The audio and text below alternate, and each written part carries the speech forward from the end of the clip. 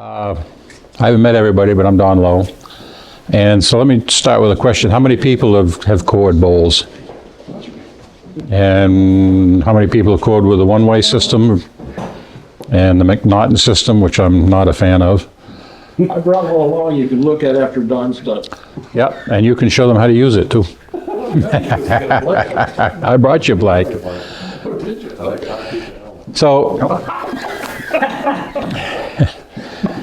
So anyways, I brought this set. This was a cherry burl, and burls, as you know, they're a little rare, and so you want to maximize the use of them. So there's four bowls out of this. Wow, that's cool. You can hand that around.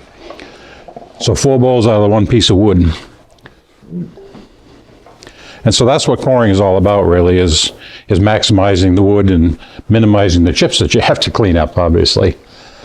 So I thought we'd get started today. This is another cherry blank, but not a burl. And so we'll go through and we'll turn the outside, which is probably old hat to most of you, and then we'll flip it around and we'll put the other one on that I have there. Now, I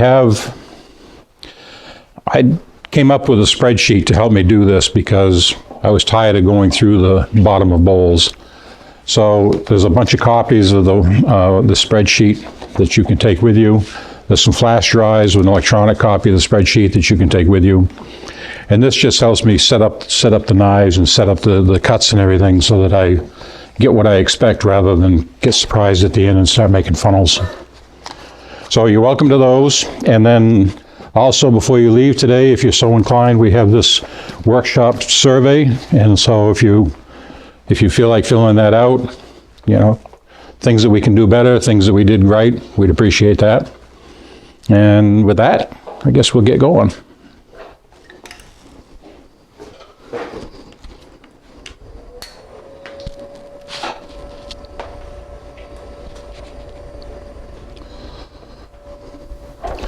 So I normally wear my Michael Jackson glove, especially when the bark is still on the piece. It makes it a lot easier on my hands. You can see this glove is well worn with sap and other damages that I would have got on my hands. So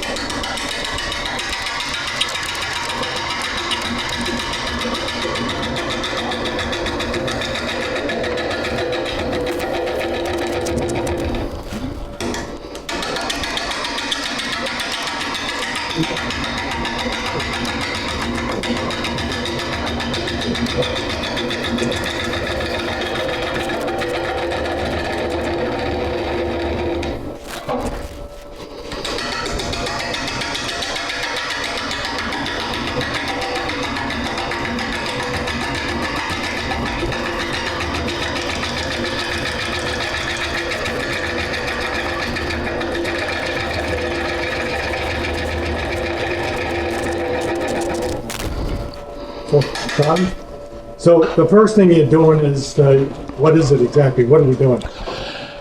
So there was a big lump here, so I wanted to try to get most of that lump off and get this thing so that it's not quite so out of balance.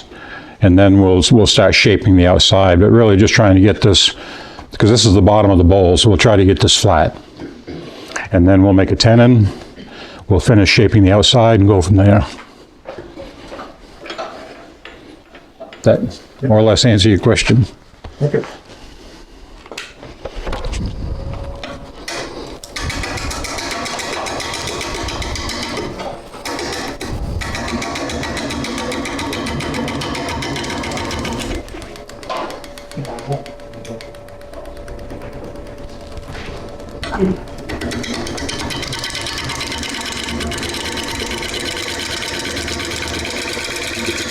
So when you're doing interrupted cuts like this, speed is your friend to a point. I mean, you can't have the lathe bouncing off the floor, but the faster you go, the better these interrupted cuts go.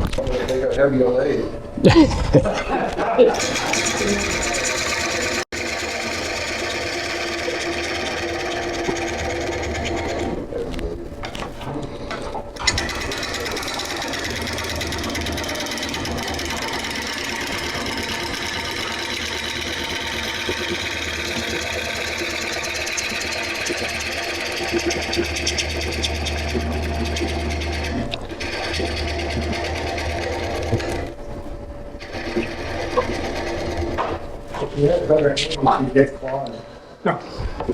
Is that what we got? I should have got my safety glasses out of my thing there, if I'm gonna need them. I thought you put a, Yeah, there's a pair in here somewhere. Now I can't let go. These are little things. well, I'll start throwing them the other way now. Today. Here you go, son.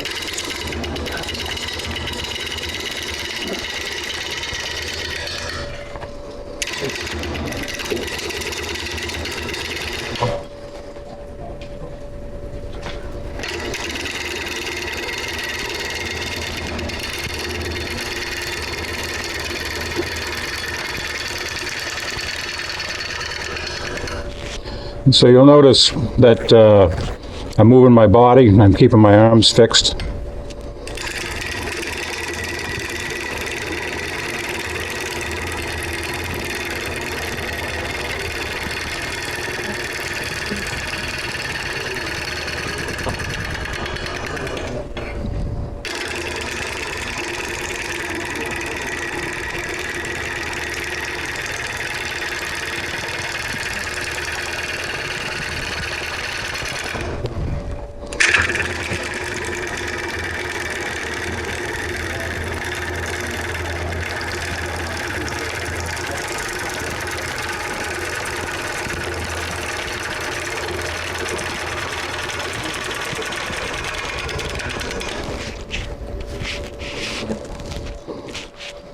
Bring the tool rest in a little closer.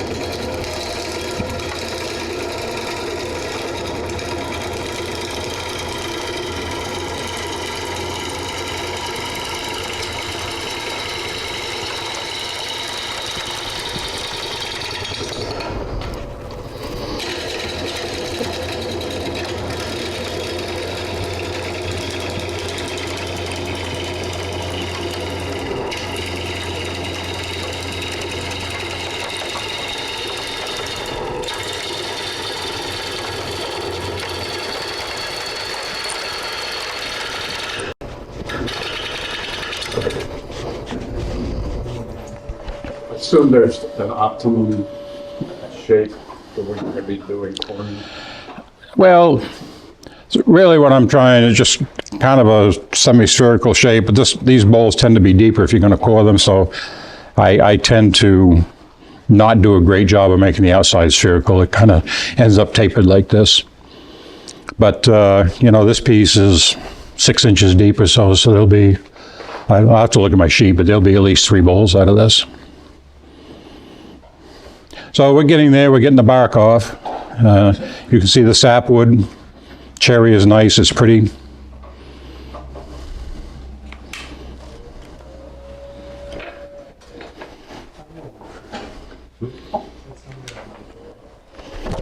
And we can probably go a little bit faster now because we're a little truer.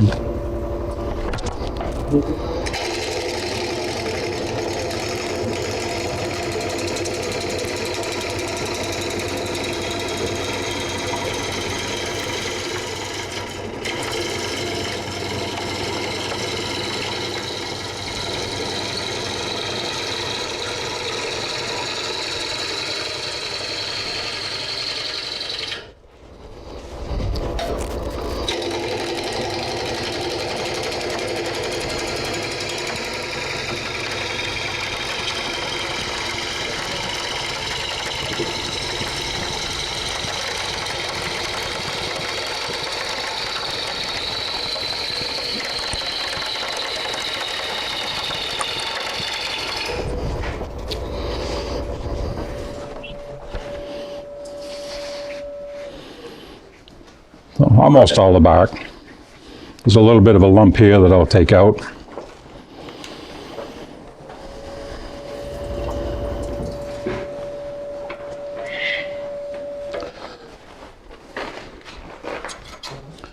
So we're going to start thinking about the size tenon. The chuck that I have here is a minimum of 4 1/8. We're at 5 1/2 now, so we got a little ways to go.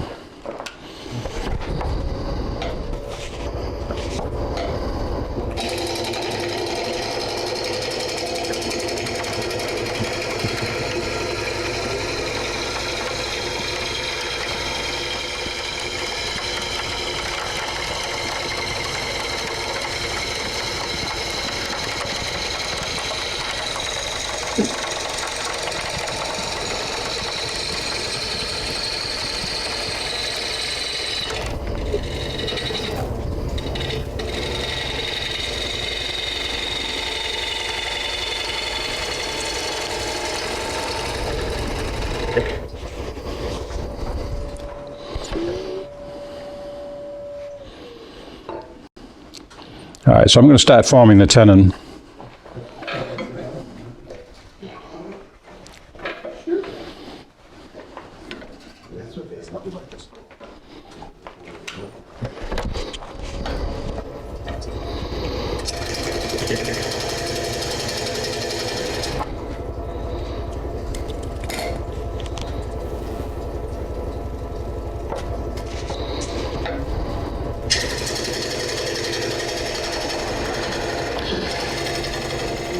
So you'll see as I go into this corner, I turn the tool, because as I get to depth, the tool, there's too much steel in the cut.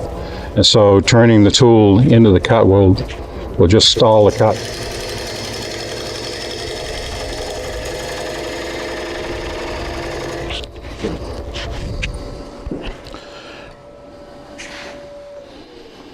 And I normally try to go for a 7/16 tenon, which is about what that is. And we're at 4 1/4.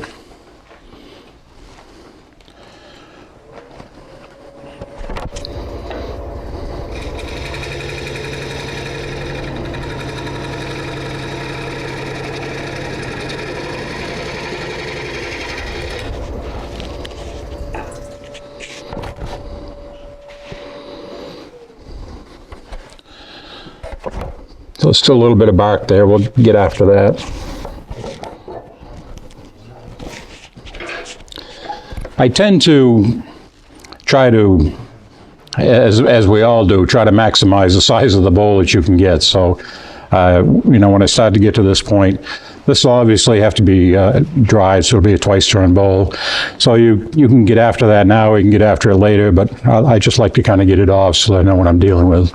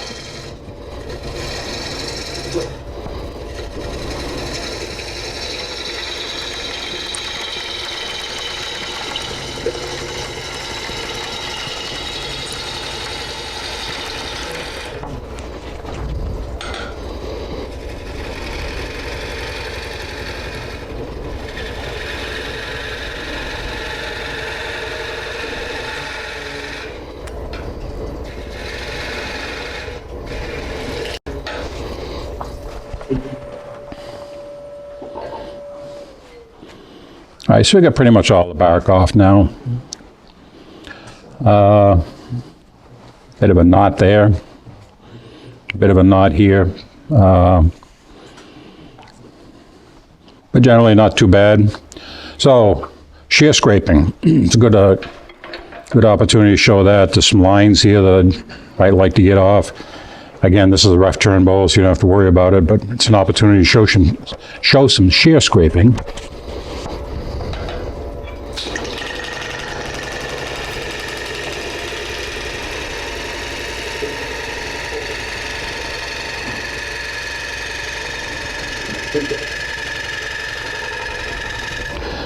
So the tool is very closed, and the upper flute is just maybe a 1/16 of an inch off the wood, and the lower part of the flute is doing a little bit of cutting. You see these nice fine shavings.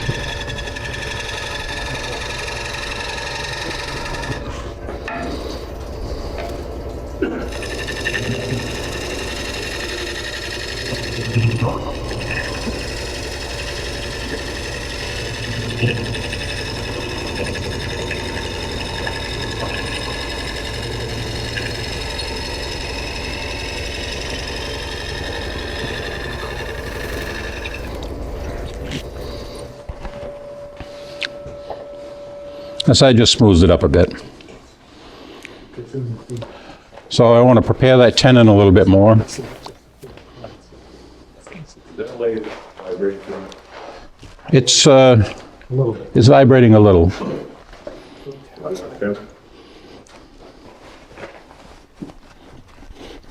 Okay. I can't move it by hand, but maybe if we tap that shim in a little bit.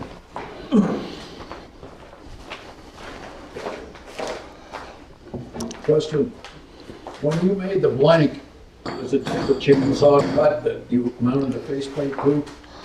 So it was a half log cut to length, and then I put it on a bandsaw with a jig and run it through the bandsaw to make it round. There's another blank there I can show you. But the face, where the faceplate is, was a chainsaw cut. Yes, yes.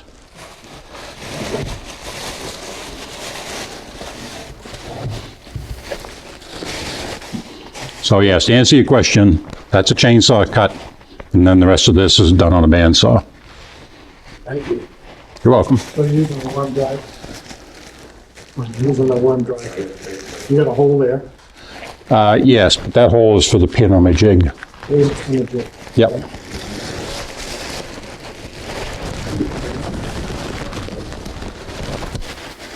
Yeah, I just use a faceplate with wood screws. Not sheetrock screws. Not sheetrock screws, no. These are I think GRK makes them. They're the Torx head screws, and I trust them. They stay put.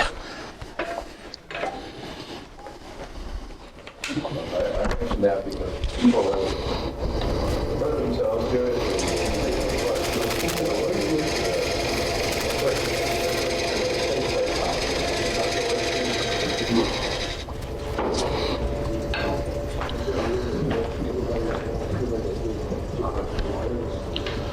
So, oh, there it is.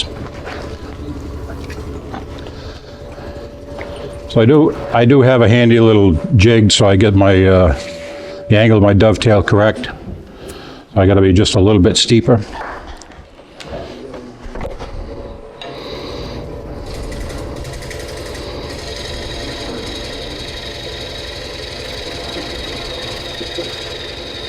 Chuck, are you using John?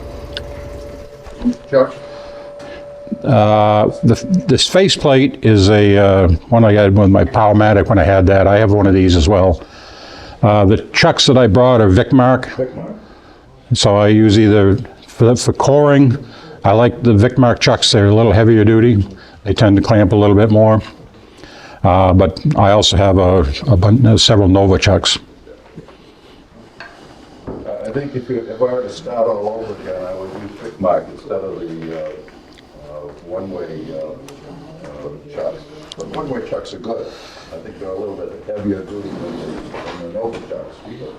The Pickmark seems to be the one that the professionals are using these days. Yeah, Show that a little jig again.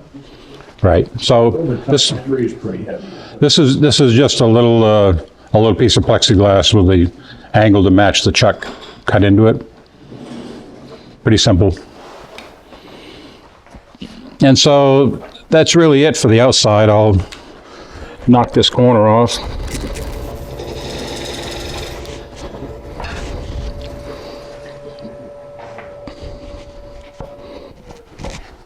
And then we'll take and turn it around.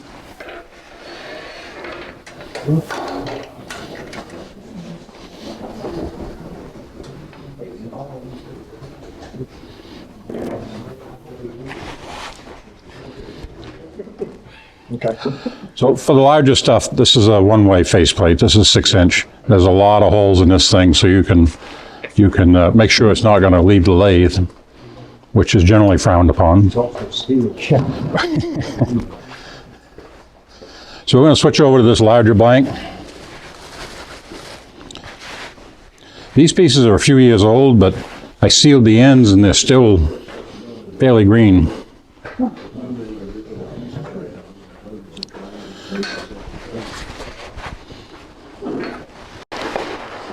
Okay, I really want to say one thing about pouring. It takes torque. Okay, if you have less than a 2 horsepower machine, you're gonna have to really go easy. 3 horses is definitely the way to go. It definitely takes torque. Think of it, you've got a 3/8 wide cutting tool, pine tool, basically cutting in there. And as you get to the bottom, it gets even harder, so. Torque is your, and, you know, I have a 2 horse and I have to put it on the slower speed belt in order to get enough torque on 2 horse. 3 would be a whole lot better. And so I'm just using tailstock to make sure that piece is pushed all the way back into the chuck.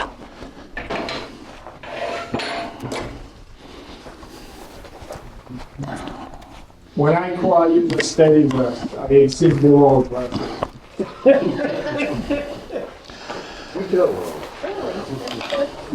Like that.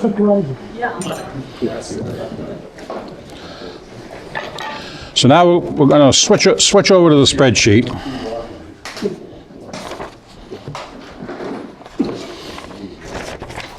And what I'm using here is there's copies of on the counter. And again, this isn't necessarily how you should do it. This is how I do it. Keeps me from doing dumb things and making mistakes. And so there's potentially 5 bowls here, but the first one is pretty tiny. All right, the outside diameter of this first bowl is only 4 3/16. It's only 1.5 inches high. I'm not sure that one's even worth doing, but it's potentially, it could be a viable bowl, so the math kicks it out as a viable one. But the next one up is it's a 6-inch bowl. Bottom thickness is 7/8, height is 2 13/16. So I think probably we'll start with that one. Low, Start small and work your way up. yeah. Now Why do you start small and work your way up? because I can do it all in one chucking. So just keep popping the smaller ones out of the inside, and then when you're done, So it's a Excel spreadsheet. There's some copies of the Excel spreadsheet on some thumb drives over there. If we run out of thumb drives, I'm happy to mail it. But these numbers are all Right. So preset. So on the top row is the user inputs, right? So you put in the outside diameter of the blank, and so this one is 15 5/8, and then the next one is the blank height without the tenon. So this is 7.5 inches this way, and you put in a tenon height. As I said earlier, I normally use 7/16 of an inch, Okay.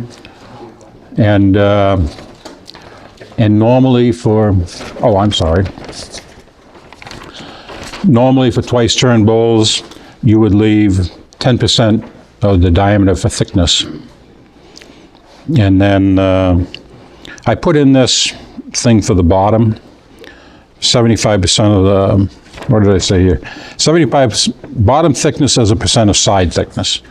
And so I put that in because you normally have a tenon, so you have a little bit more material there. So in order to prevent cracking, I tend to thin the bottom out because the bottom doesn't distort as much anyways, right? So there's a couple overrides here. If you don't want to use the 10%, you can fix the thickness of the side. and you can fix the thickness of the bottom rather than use percentages. And then lastly, down in this area, you can override the knife that the software or the math automatically selects. So if you don't really want to use, this one says you use knife 1, if you'd rather use knife 2, you can put that value in there and it'll recalculate automatically. So again, this was me trying not to screw up.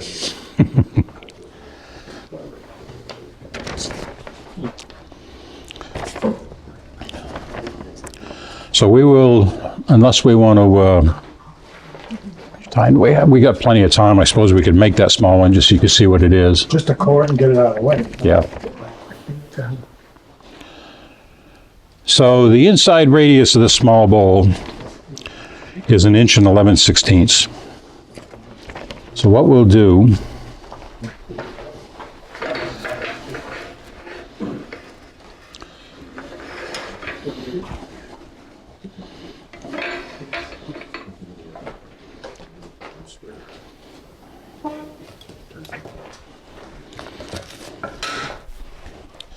is we'll make a mark at 1 inch and 11/16.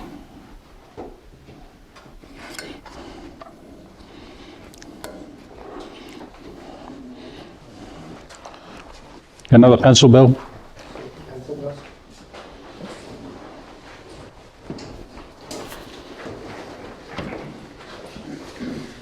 Thank you.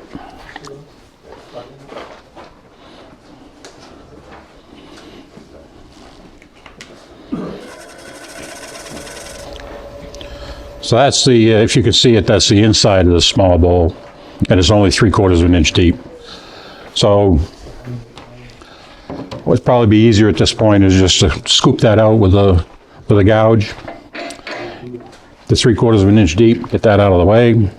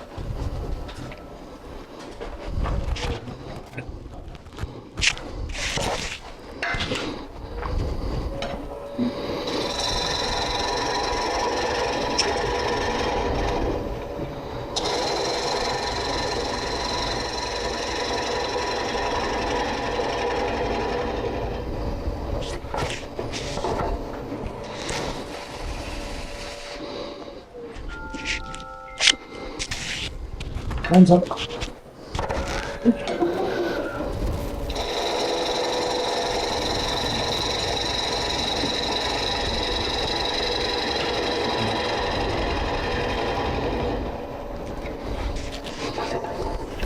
Little baby bowl. Okay, so that's 3/4 of an inch deep, and it's 1 inch and 11/16 radius. So now we can go to back to the spreadsheet. And so this first bowl, well, bowl number 2 in this case, is using knife 1. So this is the smallest knife. Nothing ever goes perfectly in a demo. And it almost never goes as well as it does at home. Yeah.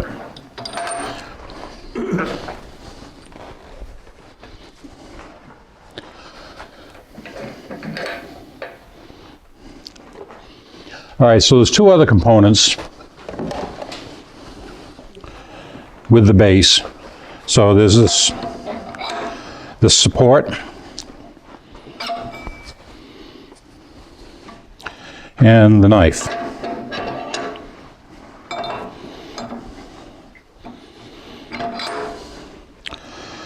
And so you'll see how this works here in a minute.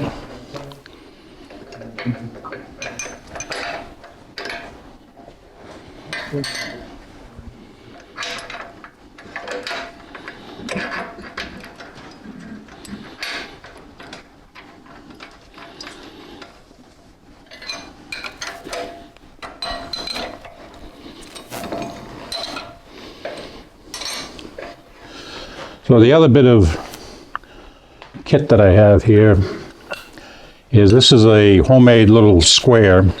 You can easily make one of these out of plywood, but this sets in the ways and helps me square up the knife set.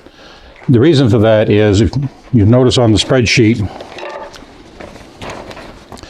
over on the right, it has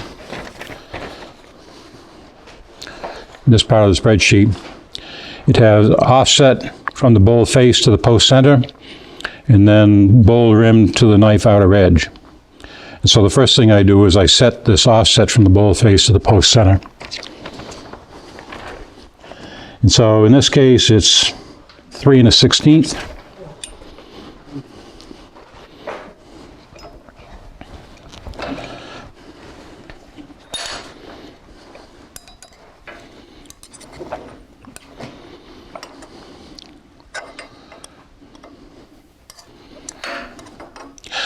And so what this little square does is allows me to set the face, and then I can lock this square.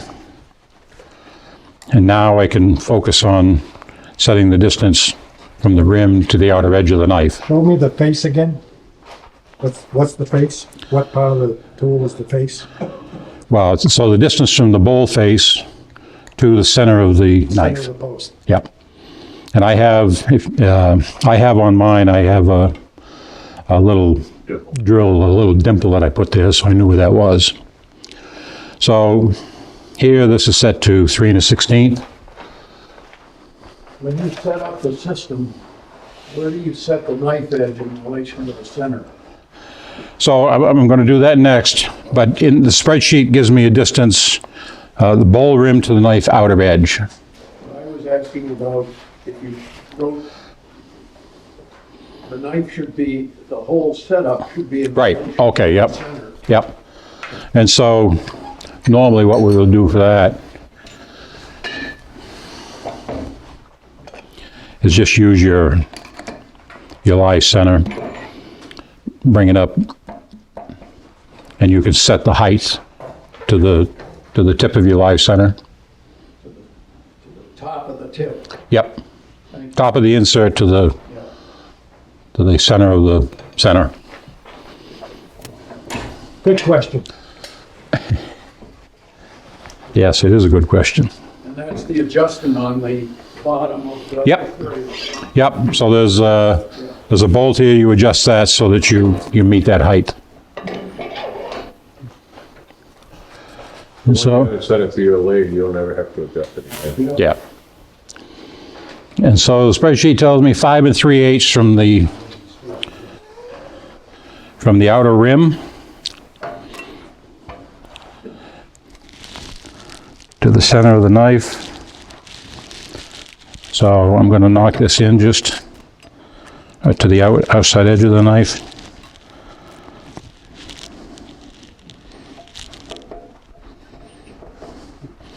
I mean, we're not making jet engine parts here, so that's close enough.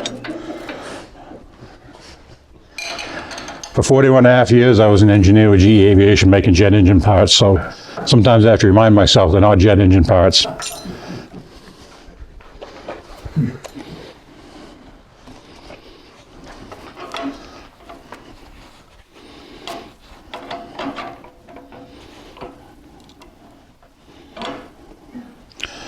Install the handle.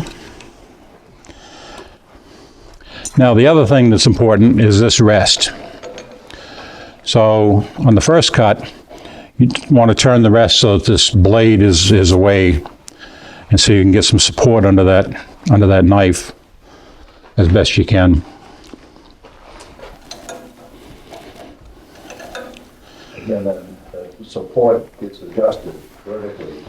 So it gives full support to the knife that you've already set on the center line of your lathe. So those two posts have adjusted to. And so generally, we don't core at very high speeds, most of us anyways. I use a steady rod.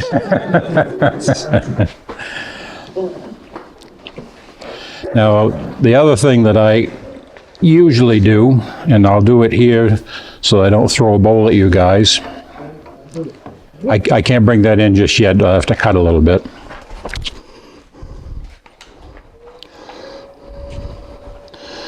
Okay, so a couple of things that are important here. Chip clearance is probably the biggest thing. So you cut a little bit and then pull out and get the chips out or off the knife. And you just keep repeating that.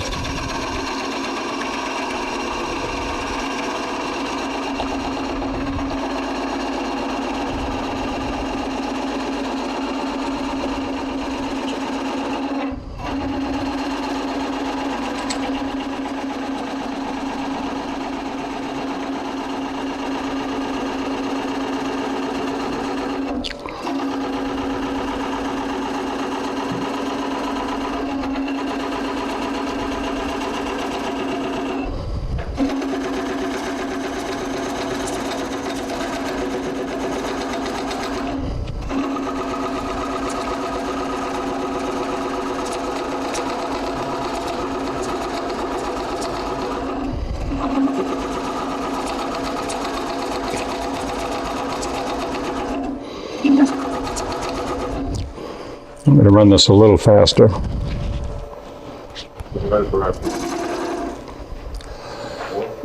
That's roughly, according to this, that's roughly 770.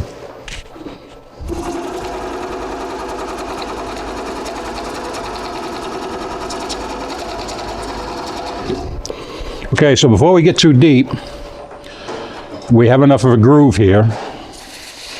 Now we can take this rest of the support blade. We can turn this around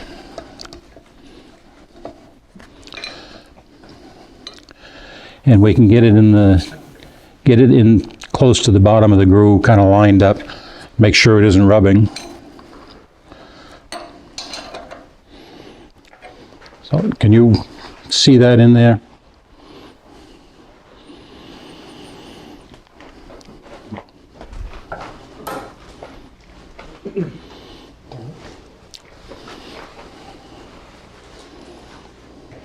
And that groove will capture that support blade. And so now we can go a little bit further.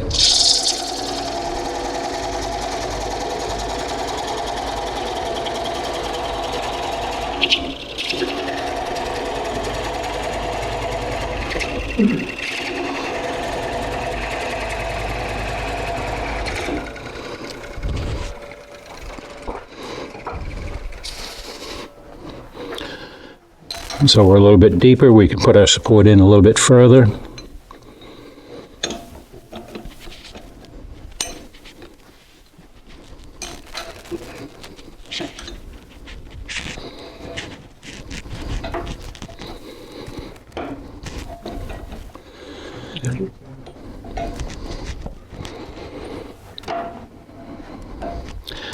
And again, nothing ever goes smoothly in a demo. There we go.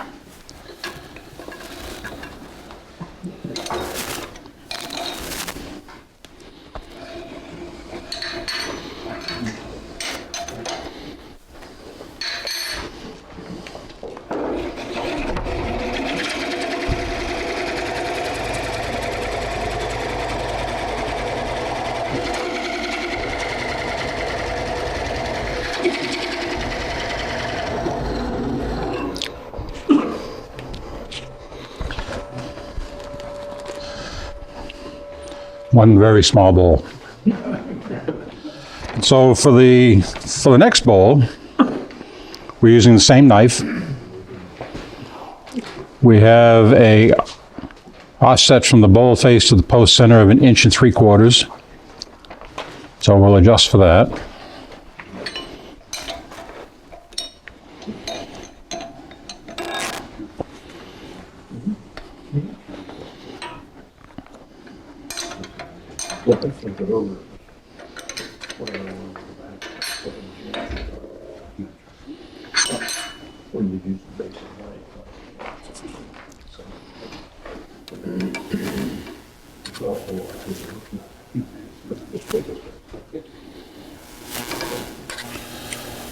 Again, that small little bowl is unlikely you'd ever actually do that, but for the purposes of demonstration.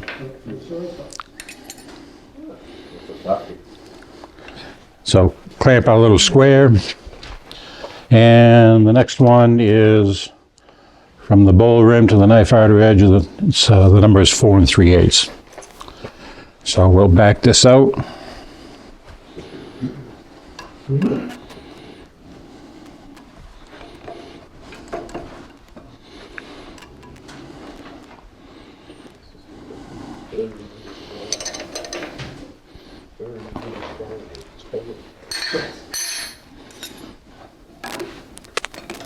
And that would give you a wall thickness of, So the wall thickness on this bowl will be 5/8 of an inch.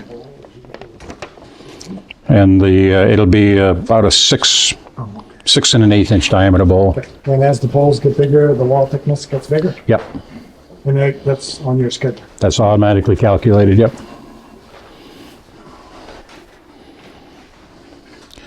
So again, we flip the support blade out to start the cut. And I'm gonna have to get into the cut a little bit more. I will start using this center when we get in a little bit further. I'm gonna slow down a little bit because it's a bigger diameter cut.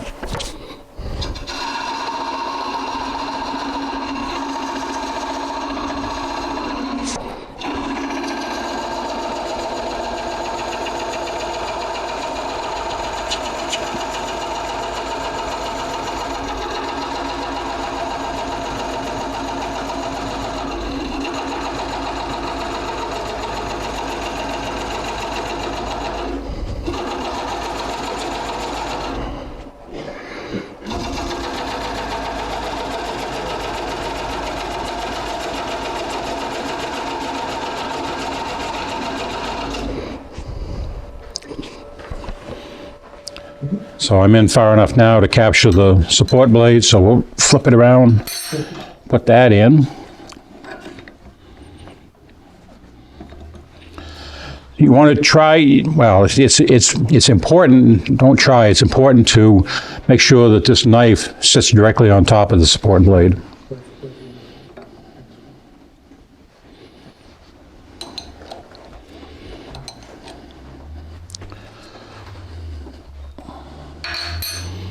Okay, any questions so far before I? So you don't have any control on the shape of the bowl. Well, it's spherical. I mean, that's what this system is set up to do. But you don't always have to start at the equator. So these are portions of a sphere. And so sometimes, and when we get to the bigger knives, that sphere will get bigger, so you'll have a shallower curve. What is the cutting edge material? Is it carbide? Is it tantalum? This is carbide. The unit ships with high-speed steel inserts. And you can get a jig to sharpen those yourselves. I'm a big fan of the Work Smarter, Not Harder Club, so I invested in the carbide. But I brought 3 copies for those who are seriously interested. I brought 3 copies of the sharpening guide and from one guy, the tool that he's using, how to sharpen it. I think that you have the part numbers for the sharpening jig. It's a $30 investment for the sharpening jig. Sorry about that.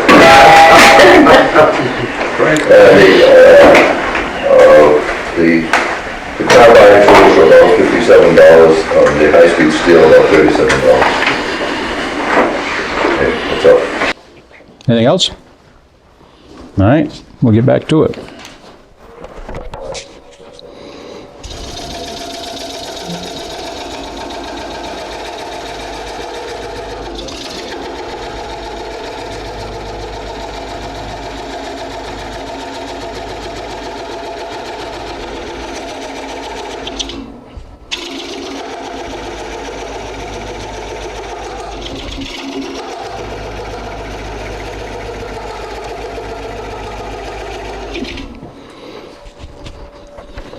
Okay, I'm going to reset the support blade in a little bit deeper.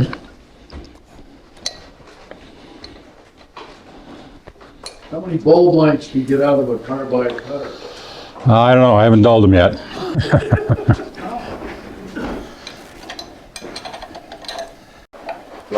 High-speed steel, you're gonna sharpen every other cut. Depending on the wood, if it's really soft, really wet, you can probably get a couple of corners out, but if it's dry wood, you might have to sharpen it during the cut. Yeah.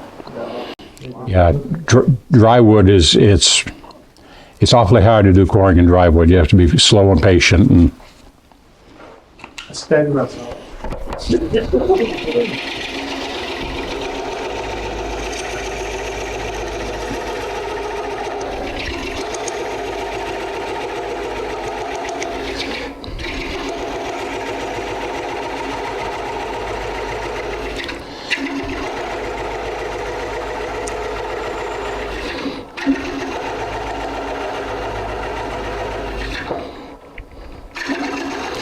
you saw those chips starting to build up. If you let those build up, they'll bind up in the cotton and probably stall the lathe or do some damage. No, I'm good for now. You see that pile of chips?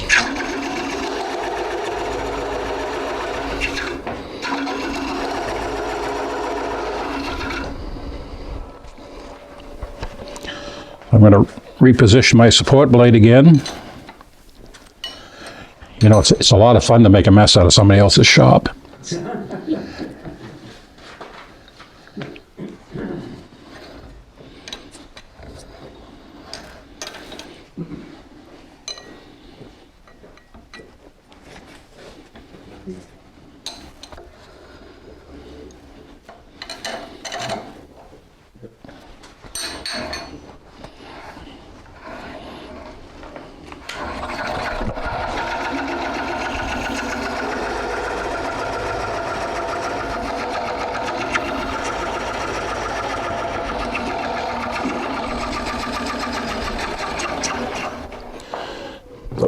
At this point, you can bring in the center.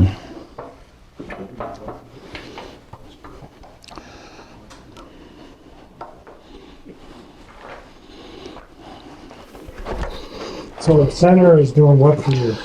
I'm sorry. So the center is, as these cuts get bigger, you get more leverage advantage to the outer diameter, so you get more torque involved. And so the center makes sure that this blank stays in the chuck, and as I pop these out, they don't fly out.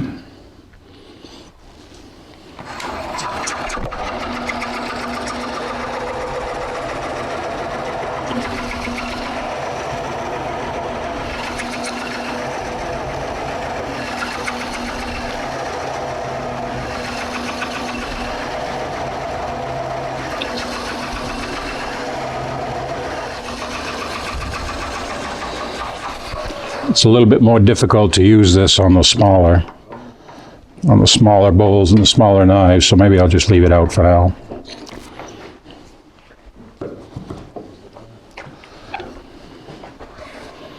Because you see that's all packed in now. That's because I wasn't able to evacuate it.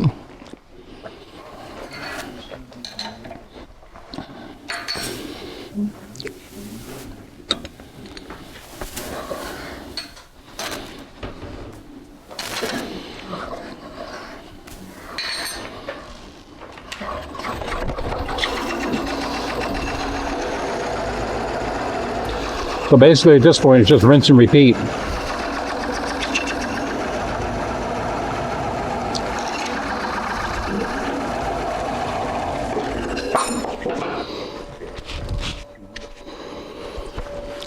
So there's number 2.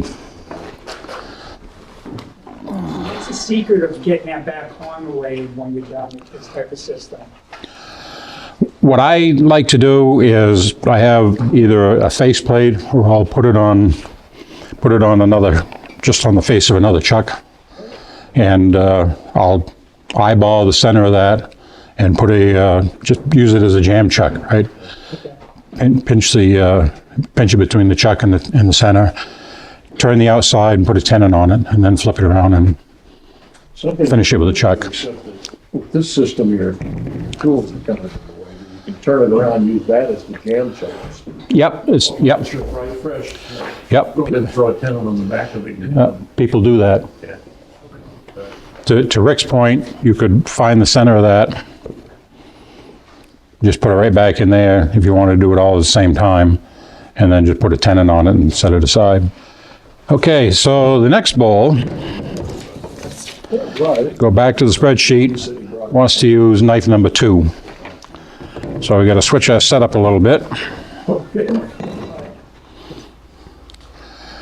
So we're teasing each other about the McNaughton system. I'll give you the backstory. I had a friend of mine that used the McNaughton system.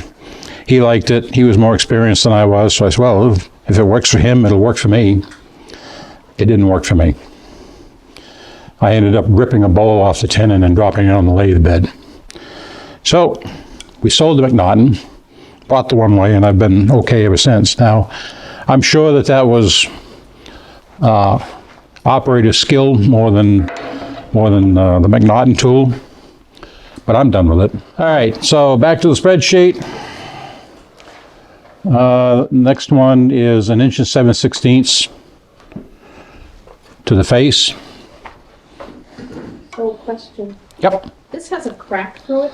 Yeah, that's in the wood. Yeah. So is that gonna cause issues as you go further? Or It adds character.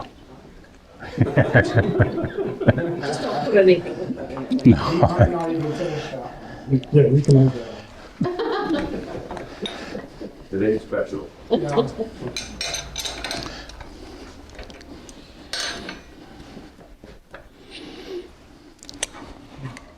So there's graduated support pieces as well, but not each one of the cutters. Yes, yep. So this is the support blade that goes with this. So it's support blade number 2. Yes. And for this bowl, we're 3 1/8 from the rim. No, I mean, you don't have to go through all this. You don't have to use a spreadsheet. You can, Bill and Claude use well, you can describe it probably better than I can. Bill invented it. It's just a riser pipe that brings a cutter up over the top of the bowl so you can swing it, the cutter, to see where you end up on the bottom. So it brings the knife up. It's an extension pipe here that brings the knife up so you can swing it above the bowl and you can see when you swing it where your knife ends up. So that works too. So I've done it many ways, many times that way. Oh, he's got it behind you, if you want to show it. I didn't know you was See, taking what I ended up doing is I took mine because I'm not clever enough to do the math. Like my engineer friend over here. So, slides in here. Like, and put my, then I'll put my tool in it. And I can put this over my bowl to show me where my cutter's gonna hit. I just eyeball down on it. Like I said, like Don said, it's not, I make a gigantic box, so my core may not be as uniform as his thicknesses are, but at the time I did this, it was simple and I understood it. So that worked for me. And my approach is that I have a set chuck and jaw set that I use for cord. Usually it's either a 5 or 6 inch jaw. And I just made spacers relative to the lathe, to the body, to get me to the right place in the bottom of the bowl. Okay. This gives you more cords. There's no doubt about it. You know, my approach is bam, bam, bam, you're done. But Really? this is kind of cool because you'll get, I'll get one from the number 1, one from the 2, one from the 3, one from the 4. Well, and the thing for me is I like the fact that it's predictable. Where's that second blank? That's still handwritten, right? So for this bowl, the spreadsheet tells us that the side thickness is 5/8 of an inch.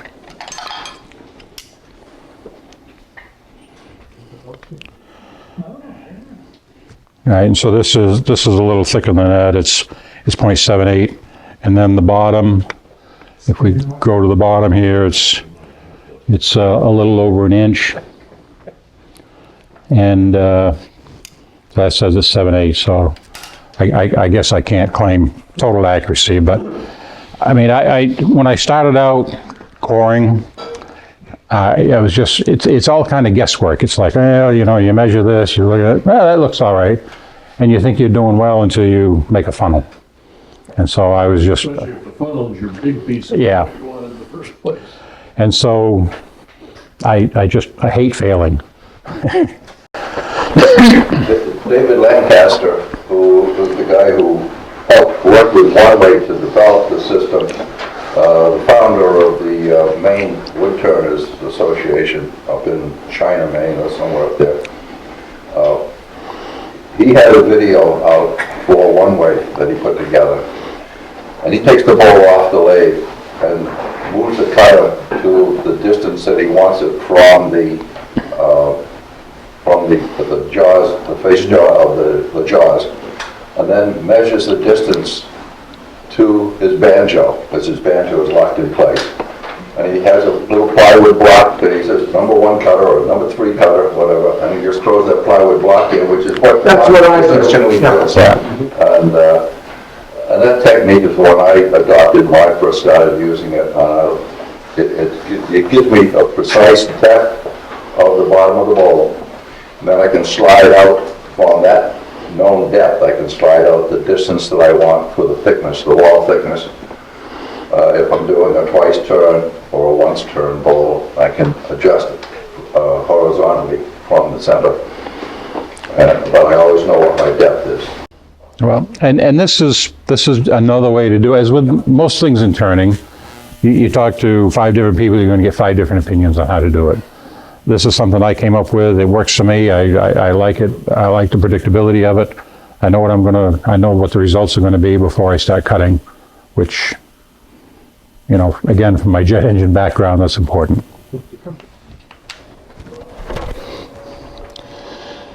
So this is bowl number 3, knife number 2, support blade number 2.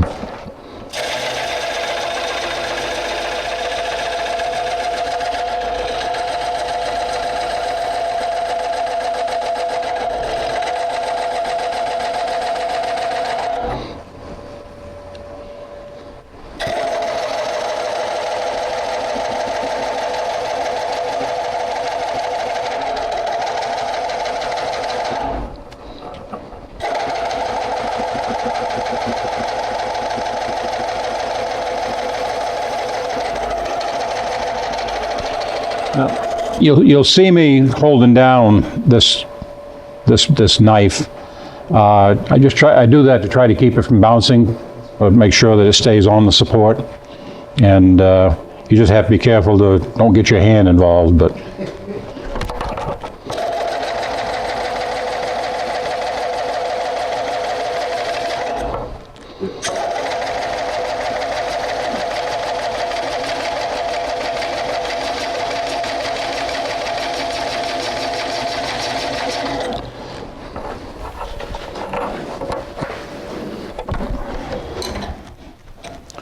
and so we'll reposition the support blade again. How deep they go before putting the support in, typically? Can you get it an inch? Yeah, this is in probably 3/4 of an inch. I'm more conservative since I went too far and bent one of these. So I don't want to do that again. I think One-Way would suggest that as soon as you get into where it starts to ramp up. Where it starts to ramp up. That's what I do. Yeah. What do you mean by ramp up? Show them the profile of the cover.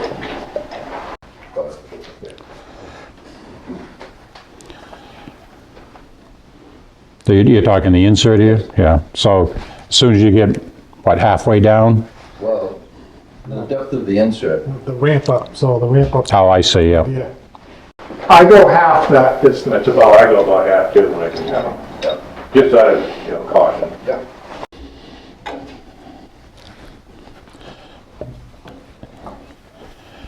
I just don't want to bend another one of these expensive blades, so I tend to be conservative. Yeah, next one I bend, I'll bring it up to you. Okay, we're all set, everything's tight.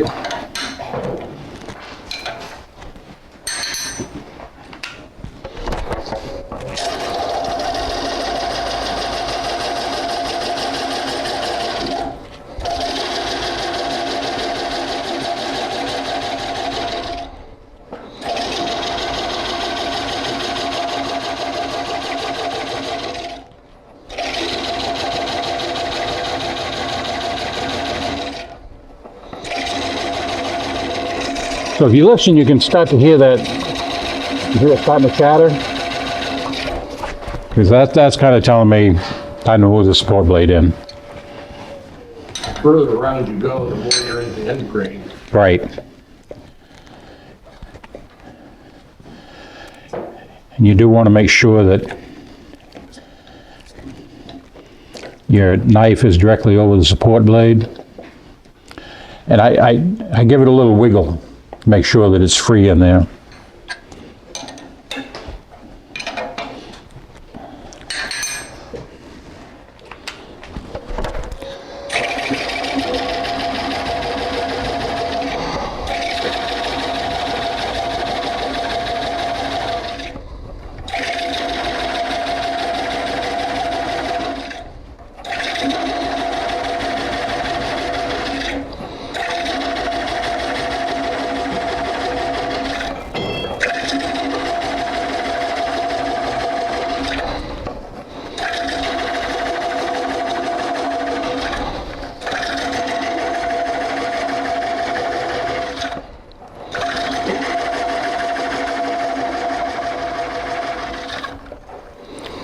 I started to hear that little rumble again.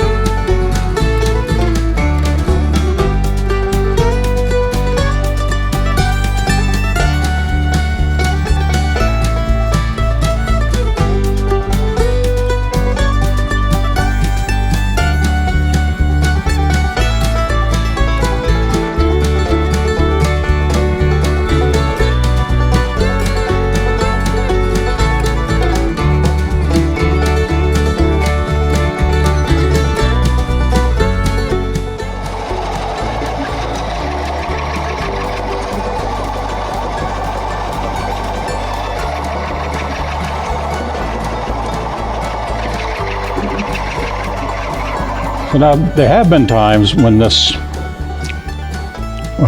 support blade doesn't match the groove real well, and this is one of those times. And so what I've been known to do is back this out just a little.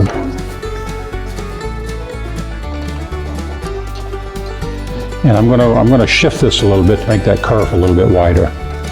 So there's something you can do like a knob to make the curve wider. Yep. So we're gonna come back just a little.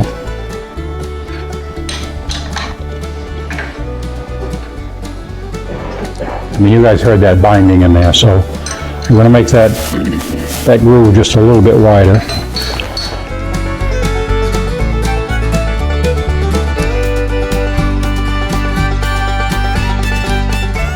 There was somebody, I forget who it was, that ran into this problem, and they ground the bottom of the support blades and tapered it so that they didn't run into this issue. But I always worry about weakening that support blade, so I haven't done it to mine yet.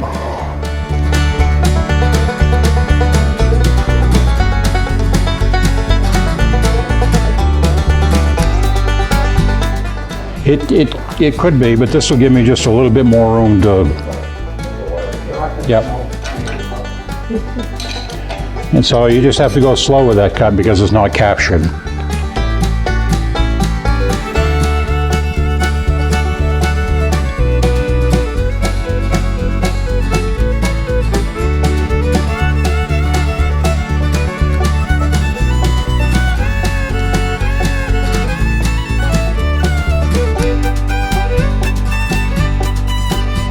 Well, I have this set on center, which is what One Way recommended. Now we get just a little bit more room in there, and it's, so we're getting to the point where that's starting to get loose.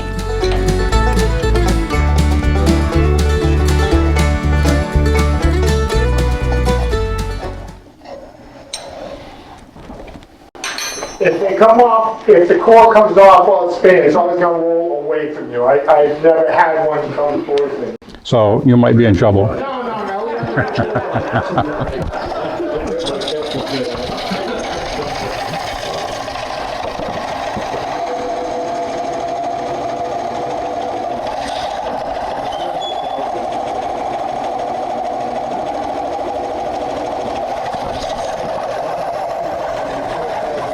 Put in and why? So this is a good time to do it. Why would you need it? What do you even need it? It's the further out you go, the more torque there is, the more pressure there is, and the higher the risk of throwing the bowl from the lathe. And so that tailstock support will make sure that there's pressure holding that against the chuck and minimizes that risk. I can understand that as a food safety start to cut. Ending the cut, though, aren't you at more risk of binding and creating Yeah. a lot of tears and releases? Yep. And the bind, You can't get at it. Yeah, because of the shape of the cutter. the binding is probably the biggest risk here.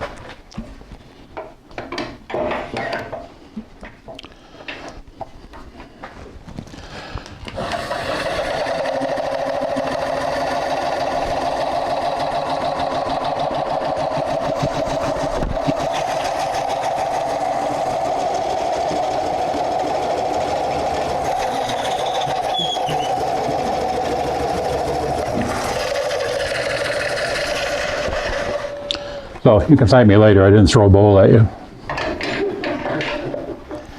The camera thinks you can. All right, so this is bowl number 3.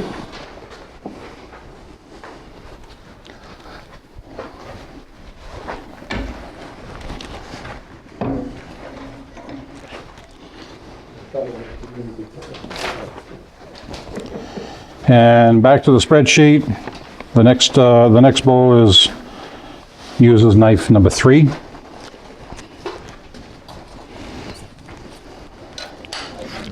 So spreadsheet tells us for this one, the 1 inch off the face.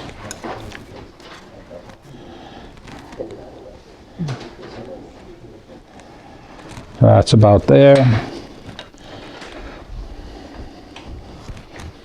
And 1 inch and 9/16 from the rim.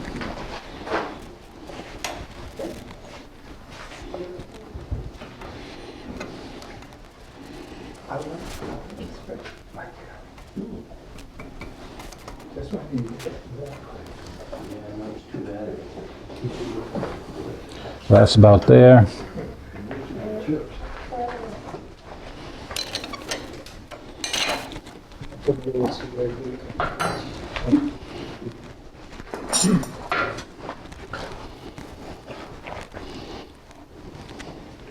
You haven't moved your squaring block at all, have you? Well, I move it each time I Oh, you did? reposition. Distance to the face. Yeah. And the only reason that that's there is so I can set the distance to the face, and then I can set the radial distance, and then I'm only doing one thing at a time. When I first started out, you're trying to, Square it up. yeah, you're trying to set this one, and then you try to set that one, you move this one, and it just got aggravating to me, so I made that. I can see Ron making one next week. Do you have a different cutter on this one? This is a different cutter. I'll let Ron introduce Okay, this. so Hunter Tools sells a carbide insert cutter. It's $190 with an insert and a key. I've never seen one in person, but I made one, and we're gonna give it a try. Okay, supposedly you can do times as many cores with the insert cutters. Now, to buy the cutters from, Over the high-speed steel version. or even over your, well, whatever. The thing is that the carbide insert cutter, the way it's shaped is just a good approach and stuff. So this is gonna be like a first test of So we can compare the two here. So the traditional carbide one-way one is on the top, and this Core Pro one is on the bottom. well, I'm not sure if that's exactly like the Hunter. That's my envision of it from seeing it on the web. And you made that a carbide? It's a seat and a carbide insert. So it's a three-piece thing. Buy the insert. And if you buy the insert, and, you know, so if you decide to buy a Hunter thing, I'm pretty positive I can tell you where to buy inserts for like 12 bucks a piece. You have to buy 10 at a time now. Let's see if it works. All right, keep your fingers crossed.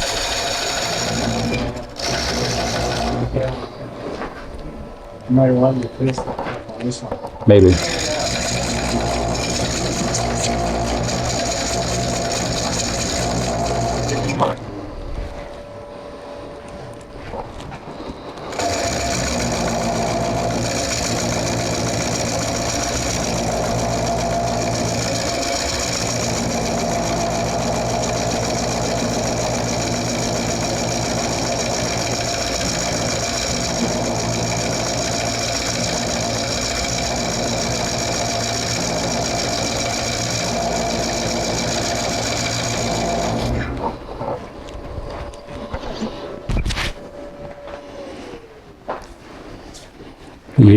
The chips are very different.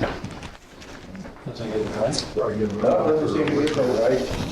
Doesn't seem to get the way from the operator.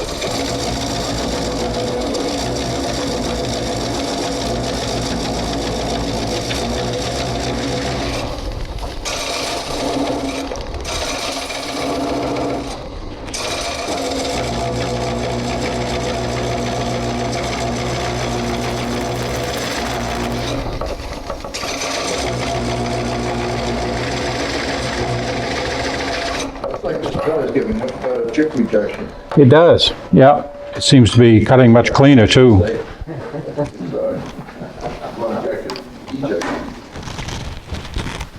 Just to make sure the vibrations didn't loosen anything up.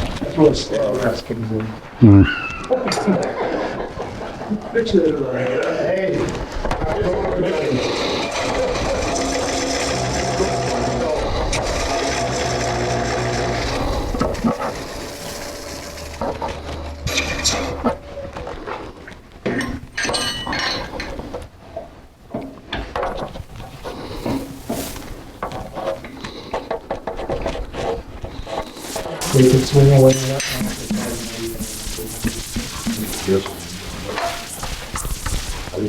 You're right, yeah.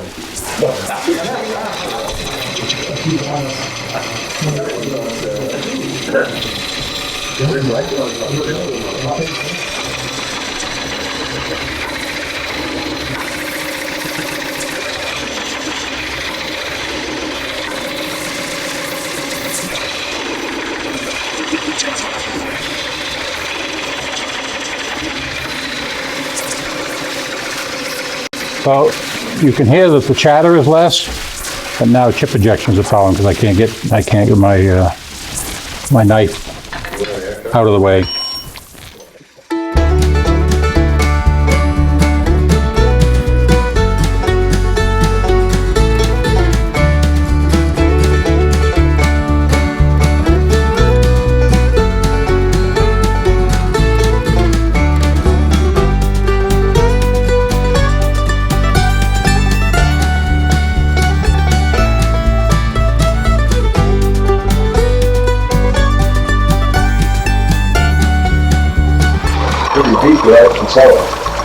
So on my cutter arms, I have markings on the outside at 1 inch.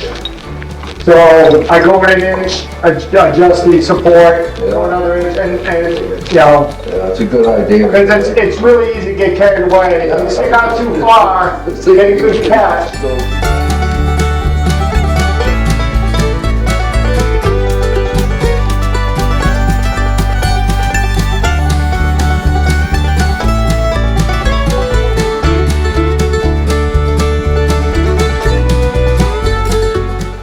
Yeah, your regular cutters don't make that sound. That's a cutting sound. Yeah. Yeah, I mean, it's nice. Like I said, the kerf is a little wider, which I think is nice. It seems to be cutting with a little less pressure. Yeah. Yeah, which means, you know, Also good. it is, you just gotta be careful when you bring it in, it doesn't get sucked in, I think, because it is a positive rake on that insert. So I've been a little gentle with it starting the cut.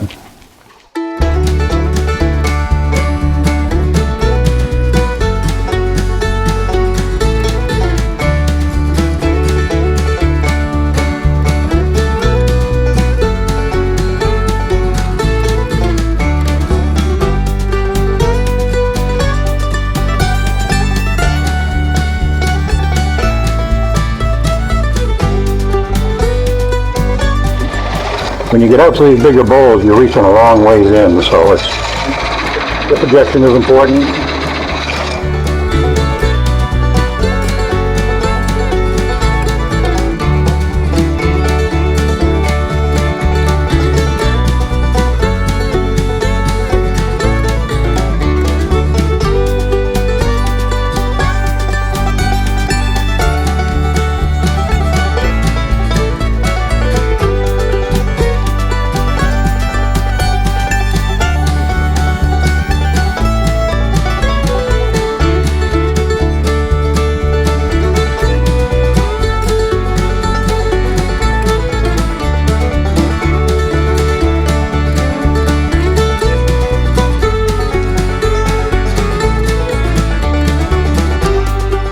A little bit more.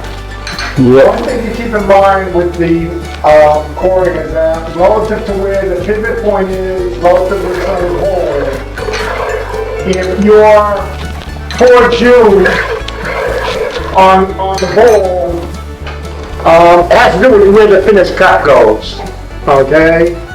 So if the thing is towards you, you're gonna go past the 90-degree point. If you're on the other side of the center, it's not gonna make it to the 90 degree. You know, relative to the center of this way.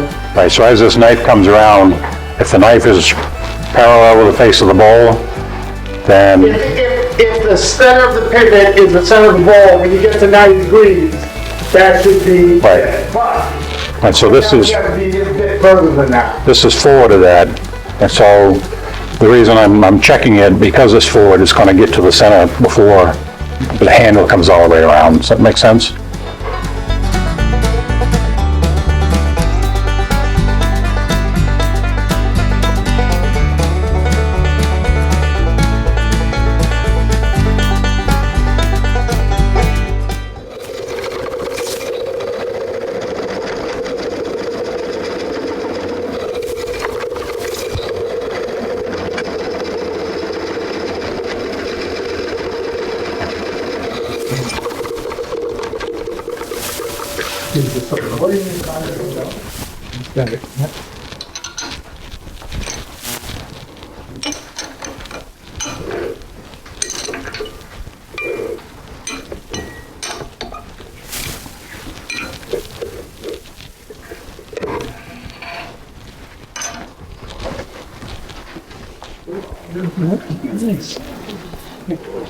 Does the surface look any different than the other cutter?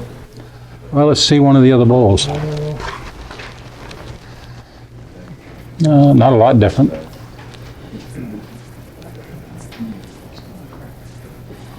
Maybe more lines, but it's just a rough bowl. That thing's heavy. So I'd take all four of these and either seal them or put them in a bag or whatever, let them dry. This one already has a tenon on it, obviously, but put a tenon on the others and finish them after they're dry.